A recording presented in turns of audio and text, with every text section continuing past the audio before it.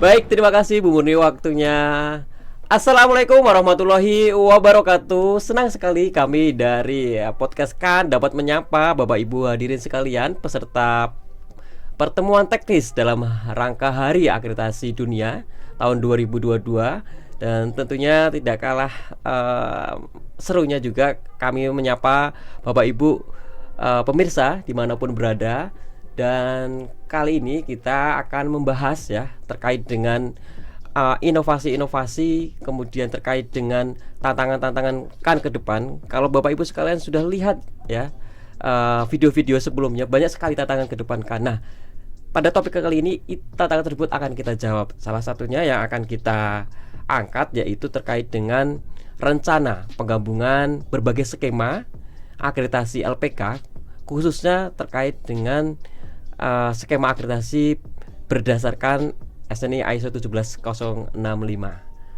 Oleh karena itu, kita sudah kedatangan tamu yang sangat spesial. Beliau merupakan Direktur Akreditasi Lembaga Inspeksi dan Lembaga Sertifikasi yang sering kita panggil dengan Ibu Rina. Selamat siang Bu Rina. Selamat siang Mas Eko. Saya mau menyapa Bapak Ibu juga. Boleh, silakan. Selamat siang Bapak dan Ibu, baik yang hadir secara luring di Bali ataupun yang secara daring. Kami ucapkan terima kasih sudah berkenan bergabung mengikuti acara diskusi ini. Baik Mas Eko. Baik, luar biasa Bu Rina. Hari ini hari spesial Bu ya. Kita langsung bisa menyapa dari studio podcast Kan. Nah, tadi terkait dengan topik yang tadi kita sampaikan, sangat menarik bahwa kita akan menggabungkan berbagai seluruh skema yang ada. Nah, kira-kira nih Bu Rina, kenapa sih semangat Kan itu apa ya yang mendasari kemudian kok kenapa disatukan gitu? Baik, saya cerita dulu ya Mas Eko. Seperti Bapak dan Ibu dan Mas Eko ketahui bahwa pada saat ini Komite Akreditasi Nasional memberikan beberapa layanan. Ada layanan untuk akreditasi laboratorium, kemudian penyelenggara uji profisiensi, produsen bahan acuan, lembaga inspeksi, lembaga sertifikasi, dan lembaga verifikasi validasi. Nah, untuk layanan lembaga sertifikasi dan lembaga inspeksi pada saat ini sebetulnya kita kategorikan menjadi beberapa, yaitu untuk lembaga sertifikasi yang berbasis atau biasanya Kan itu melakukan akreditasi berdasarkan SNI ISO IC 17065. Ini terkait adalah produk, proses, dan jasa. Kemudian ada SNI ISO IC 17021. Ini terkait sistem manajemen. Kemudian SNI ISO IC 17020. Ini terkait lembaga inspeksi. Kemudian ada SNI ISO IC 17024 nih Mas Eko untuk person, terkait person. Kemudian ada juga untuk lembaga verifikasi validasi berdasarkan SNI ISO IC 17029. Nah, layanan akreditasi atau penyatuan yang akan kita diskusikan hari ini adalah khusus untuk layanan akreditasi lembaga sertifikasi, khususnya yang berbasis tadi SNI ISO IC 17065. Tadi Mas Eko juga sudah menyampaikan bahwa Komite Akreditasi Nasional terus-menerus melakukan peningkatan berkelanjutan.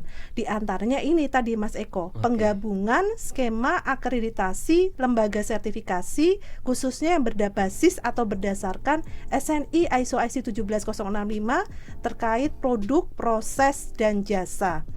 Kemudian juga layanan akreditasi ini tadi sudah disampaikan juga harapannya lebih efisien nih Mas Eko. Lebih efisien, kemudian juga bisa mendorong pelaku usaha atau mendorong kemudahan berusaha.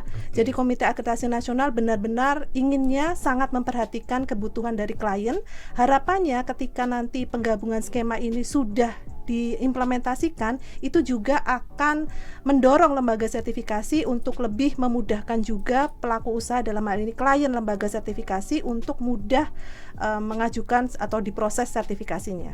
Oke, ya sangat menarik sekali Bu ya, bahwa memang komitmen Kan akan terus melakukan perbaikan di mana ada 2 poin tadi kata kuncinya, yaitu efisien dan efektif. Dan tentunya goal terbesarnya adalah bagaimana akreditasi ini juga berdampak terhadap daya saing tadi ya Bu ya. Betul. Nah, kalau tadi Bu Rina menyampaikan bahwa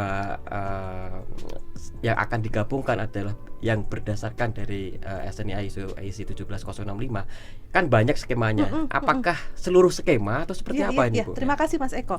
Jadi betul sekali, penggabungan skema akreditasi ini adalah untuk lembaga sertifikasi berbasis SNI ISO 17065 dan ini akan kita perlakukan dulu untuk 5. Ada lembaga sertifikasi produk, lembaga sertifikasi ekolabel, lembaga sertifikasi organik, lembaga sertifikasi usaha pariwisata, dan lembaga sertifikasi halal. Jadi 5 ini, Mas Eko.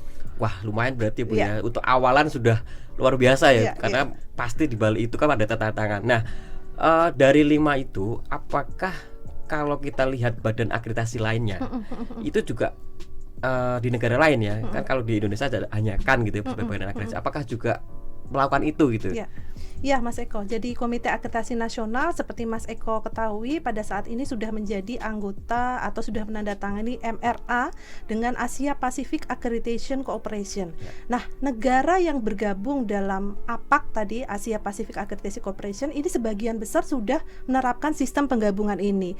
Hanya sebagian kecil memang yang belum, tetapi sebagian besar sudah menerapkan. Oh, berarti sebenarnya secara internasional ini bukan hal yang baru ya, tapi kita mencoba tadi ya menghadirkan kemudahan-kemudahan berusaha, dan mudah-mudahan ke-awareness atau masyarakat terkait dengan standar quality itu juga akan meningkat dengan kemudahan-kemudahan yang dihadirkan. Nah, tentunya tadi di awal juga Ibu menyampaikan terkait efisiensi. Yang dimaksud efisiensi mungkin rekan di luar sana mungkin lebih bisa dijelaskan seperti apa? Saya mungkin menjelaskannya dengan memberikan contoh nih, Mas Eko. Pada saat ini ketika satu lembaga sertifikasi diakreditasi untuk beberapa skema, mungkin kita sebutkan saja ada 3 skema. Lembaga sertifikasi itu sebagai lembaga sertifikasi produk, sebagai lembaga sertifikasi organik, dan juga sebagai lembaga sertifikasi usaha pariwisata. Pada saat ini, kondisi saat ini, lembaga sertifikasi itu memiliki 3 nomor akreditasi, Mas Eko. Ya, ada LSPR, LSO, dan LSUP. Nah, itu sebagai nomor akreditasi. Kemudian biaya yang dikeluarkan juga berulang. Ada biaya permohonan berulang, iuran tahunan berulang. Kemudian tim asesmen yang ditugaskan juga berulang nih, Mas Eko. Iya nggak? Untuk masing-masing skema itu diberangkatkan, Komite Akreditasi Nasional menugaskan tim asesmen untuk mengecek. Kemudian juga prosesnya juga berulang nih. Prosesnya kan rapat pembahasan teknisnya juga 3 kali, rapat keputusan konselnya 3 kali. Nah, diharapkan dengan penggabungan ini bisa lebih efisien tadi, Mas Eko. Tidak berulang intinya seperti itu. Berarti karena kriteria mungkin ya, karena kriterianya itu hampir mirip-mirip, kemudian tadi pekerjaannya berulang-ulang, akhirnya itu yang mendasari Komite Akreditasi Nasional untuk menyederhanakan itu ya. Nah, tentunya di dalam penyederhanaan itu kan ada tantangan maupun ada hal hambatan-hambatan yang perlu kajian lebih dalam, tidak serta-merta mudah gitu kan. Banyak hal yang mungkin terkait dengan nomor ide dan sebagainya, mungkin Ibu dapat disampaikan. Jadi beberapa pertimbangan utama yang menjadi konsen utama dari KAN ini terkait misalnya yang pertama, ketika lembaga sertifikasi itu memiliki sumber daya yang terbatas, apakah mampu ketika tim asesmen langsung datang kemudian bisa didampingi oleh lembaga sertifikasi itu dengan konsisten gitu ya. Kemudian yang kedua juga masalah witness-nya itu juga sedang kami pertimbangkan pelaksanaan witness-nya. Kemudian dampak terhadap regulator dalam hal ini terkait regulasi yang berlaku itu seperti apa juga sedang kami diskusikan lebih lanjut. Kemudian juga rentang waktu akreditasi, karena dengan banyaknya skema itu rentang akreditasi berbeda-beda. Jadi itu harapannya nanti kan ketika menerapkan sistem ini tidak akan merugikan lembaga sertifikasi terkait. Oke rekan, tadi banyak sekali ya penjelasannya, dan tentunya bagi teman-teman LPK di luar sana sangat menunggu-nunggu sebenarnya ya, karena tadi bicara murah gitu ya, murah, mudah, cepat, dan tentunya tadi juga kecepatan proses akreditasi juga akan berpengaruh di situ karena dengan penggabungan. Nah, ada banyak lagi Bu Rina, tapi kita jeda yang akan lewat berikut ini.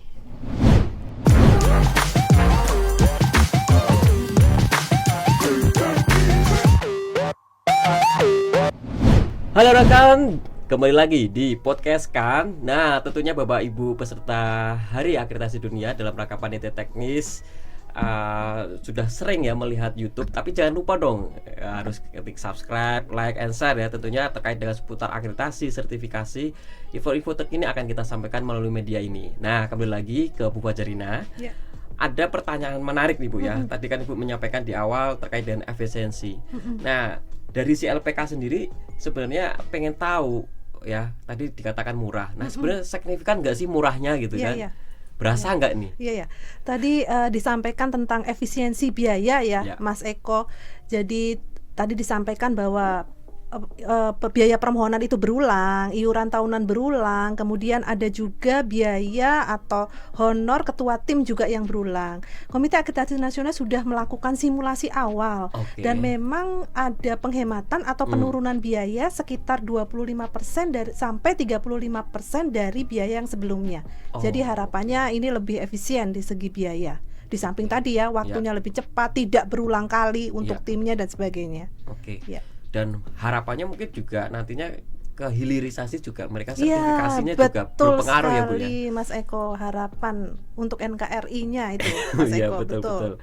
Untuk selanjutnya tadi ketika kita bicara strategi dari keuangan sudah ada simulasi, kira-kira dalam implementasinya, nah kira-kira dari sisi kan seperti apa nanti strateginya yang Iya. akan dilakukan? Jadi strategi implementasinya ya, Ya. Mas Eko. Nah, tadi sudah disampaikan untuk lembaga sertifikasi yang diakreditasi dengan beberapa skema mempunyai beberapa nomor akreditasi. Di tayangan ini Bapak dan Ibu, jadi yang tadinya mungkin memiliki, bukan mungkin ya, memiliki 5 nomor akreditasi sekarang menjadi 1 nomor akreditasi saja, LSPR ini. Rencananya seperti itu.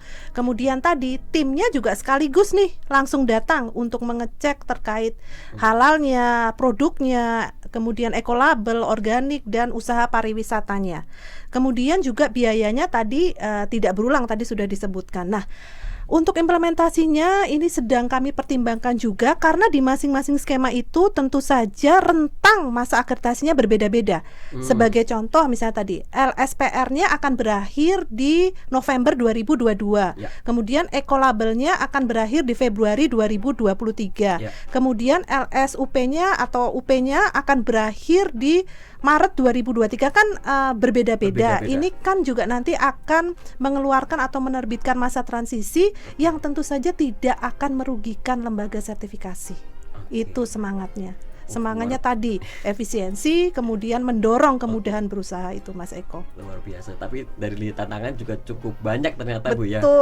Betul. Luar biasa. Dan ini kira-kira tadi dari strategi itu ya, tentunya nanti akan menunggu informasi lebih lanjut ya Bu ya. Betul. Dalam waktu yang tidak terlalu lama, Ya. Komite Akreditasi Nasional akan menerbitkan kebijakan transisi dengan Oke. catatan tadi tidak akan merugikan lembaga sertifikasi.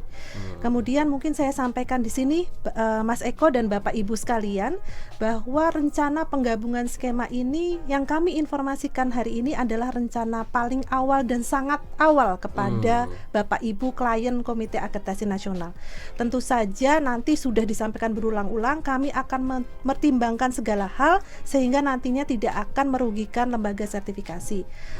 Harapan kedepannya tadi Mas Eko juga sudah sampaikan, semakin meningkatkan daya saing. Jadi Ya. nanti kepada klien lembaga sertifikasinya juga bisa memberikan dampaknya juga, Mas Eko. Dan juga tadi efisiensinya berbagai macam. Tadi Mas Eko juga sudah sampaikan bahwa efisiensi sebetulnya ada beberapa persyaratan yang sama yang sebetulnya Betul. tidak perlu diulang-ulang, Betul, seperti sebagai contoh persyaratan umum, persyaratan struktural itu tidak perlu diulang. Begitu, Mas Eko. Luar biasa. Iya. Kalau saya lihat ya begitu semangatnya dan tentunya mungkin tidak hanya inovasi ini Bu ya, Iya, inovasi lainnya yang mungkin disampaikan narasumber lainnya ya. Tadi juga sudah di acara sebelumnya juga sudah ditayangkan gitu ya terkait inovasi lainnya di acara ini. Oh iya, boleh menambahkan Mas Boleh. Eko. Jadi untuk penggabungan skema sertifikasi ini masih berbasis yang 17065 Oke. dulu yang kami gabungkan. Siap.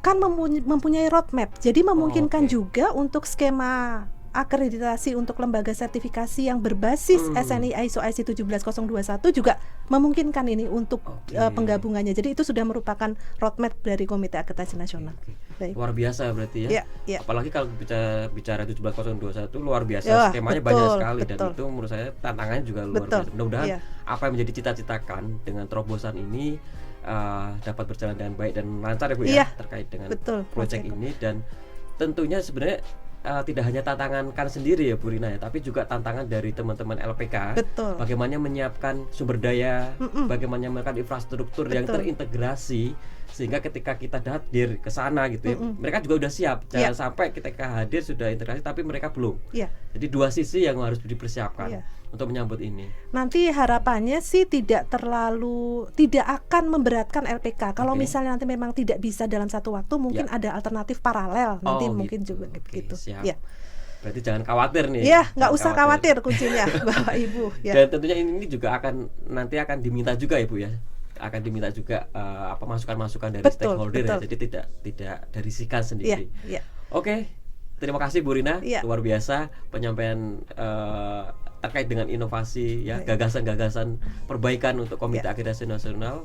Mudah-mudahan dapat bersama-sama membangun bangsa Iya. dengan teman-teman, tentunya tidak lupa stakeholder khususnya untuk lembaga penilaian kesesuaian. Iya. Terima kasih sekali lagi Bu Rina Ya, atas sudah terima hadir kasih menjelaskan. Mas Eko. Ya, berkenan. terima kasih Bapak dan Ibu. Sehat selalu, semangat selalu yang pasti. Luar Iya. biasa. Baik rekan, tadi kita sudah menyimak ya secara bersama-sama bagaimana semangat Komite Akreditasi Nasional untuk terus ya memberikan kemudahan, memberikan inovasi, memberikan perbaikan berkelanjutan guna untuk semata-mata yaitu membantu Bapak Ibu semuanya untuk membangun bersama-sama negara yang kita cintai yaitu negara Indonesia. Oleh karena itu jangan lupa Bapak Ibu tonton terus ya video-video dari Komite Akreditasi Nasional melalui channel YouTube ini dan mudah-mudahan video ini dapat bermanfaat. Sampai jumpa di episode selanjutnya. Assalamualaikum warahmatullahi wabarakatuh. Salam.